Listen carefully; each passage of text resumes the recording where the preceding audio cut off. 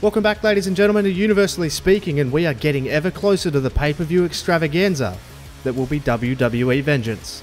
But first, let's have a look at all the happenings in Universe mode recently. This week on Raw, we open the show with a monumental face-off between Shinsuke Nakamura and Dean Ambrose, who are set to do battle at Vengeance in a last man standing match to settle this bitter blood feud that has ensued over the last few months. The two had a tense face-off after exchanging words beforehand, and the added caveat to this match, of course, is that the winner will then go on to vie for the United States Championship at Judgment Day. So a lot is at stake, but it certainly feels like a sense of finality is hanging over this enormous match. Also this week on Raw, we saw a thrilling main event between Colin Cassidy and John Cena. The two went back and forth on the big stage, with Cena eventually getting the better of Cass, albeit in a very tight and tough match. But it was after the match where things came completely unhinged. The 7-foot monster came apart at the seams after the loss and went straight back after Cena. He was on the cusp of doing something absolutely heinous when Enzo Amore came to John Cena's aid.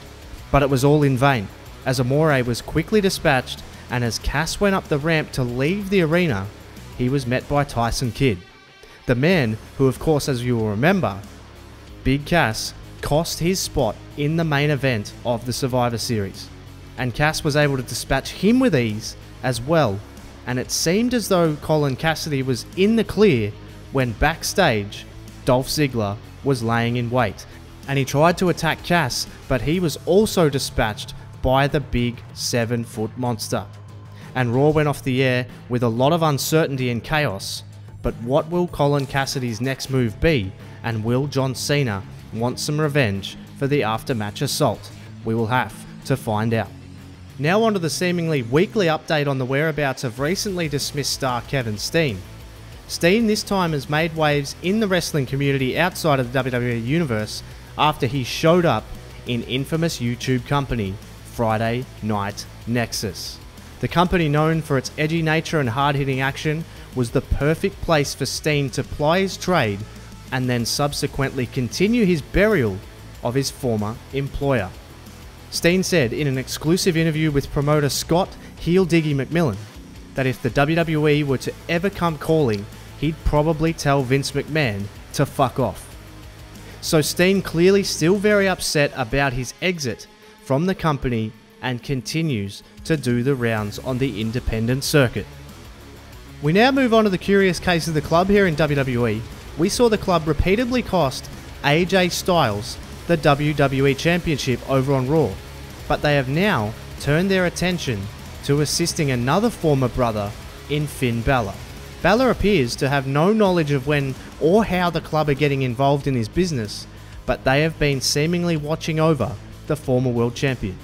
Chris Jericho also appears to be caught in the crosshairs, as he has a deep running issue with Balor at this very instant. Can Gallows and Anderson indeed even be trusted after the way they treated their former Bullet Club brother, AJ Styles, or will Finn Balor suffer the same fate?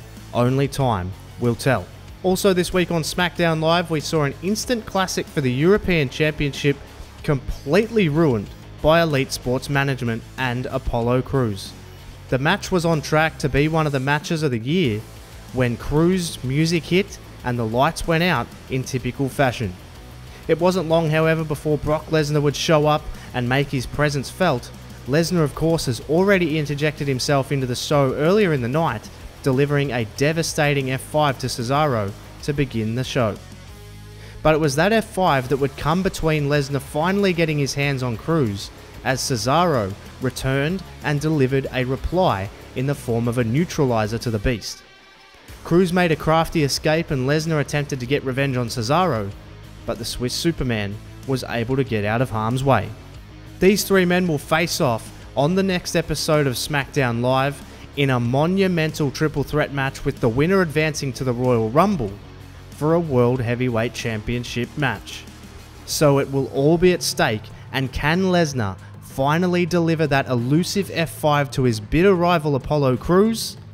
Find out on the next episode of SmackDown.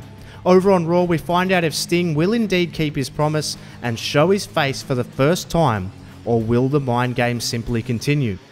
Also, Andrade Cien Almas is in action for the first time since his controversial match with Tyler Breeze for the TV Championship.